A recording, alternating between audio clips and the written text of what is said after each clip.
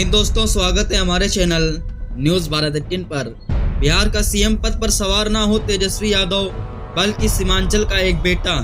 जी हां, AIMIM chief Asaduddin Owaisi ने हाल ही में एक जनसभा में ताल ठोक दिया। अब उप मुख्यमंत्री से काम नहीं चलेगा, मुख्यमंत्री बनेगा तो आदम का बेटा, मोहम्मद का बेटा, फातिमा का बेटा। यह बयान सुन महागठबंधन में हड़कंप मच गया।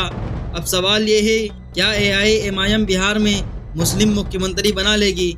आज की वीडियो में हम समझेंगे इस पूरे मामले को। तो चलिए शुरू करते हैं।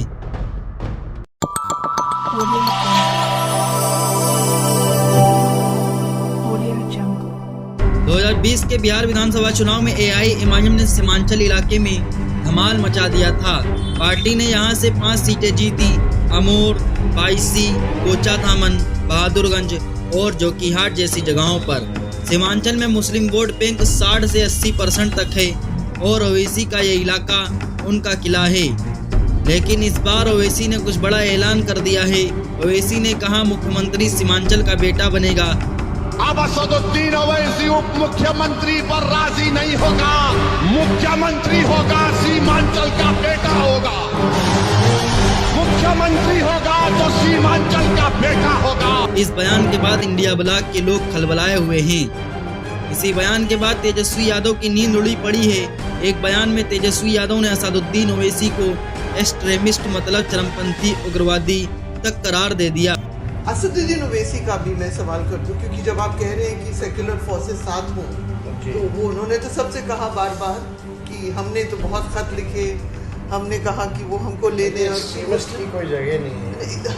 आप उनको एक्सट्रीमिस्ट कह रहे हैं? On the record. हाँ, एक्सट्रीमिस्ट की कोई जगह नहीं। ओवैसी इस बार सिर्फ सीमांचल ही नहीं, अब ओवैसी की पार्टी एआईएमआईएम मिथिलांचल गया जैसे इलाकों में भी उम्मीदवार उतारे हैं। अगर ओवैसी की एआईएमआईएम बिहार के अंदर 10 से 15 सीटें जीत गई तो महागठबंधन को एआईएमआईएम की जरूरत पड़ सकती है। याद रखिए, बिहार की सियासत गठबंधन ही राजा होता है। ओवैसी की एंट्री से एनडीए और आरजेडी दोनों की नींद उड़ी हुई है। अब आते हैं उस धमाकेदार बयान पर। हाल ही में किशनगंज की एक रैली में ओवैसी ने ठाकुरगंज पहुंचकर कहा, सुन लो तेजस्वी, अब मुख्यमंत्री से ओवैसी राजी नहीं होगा।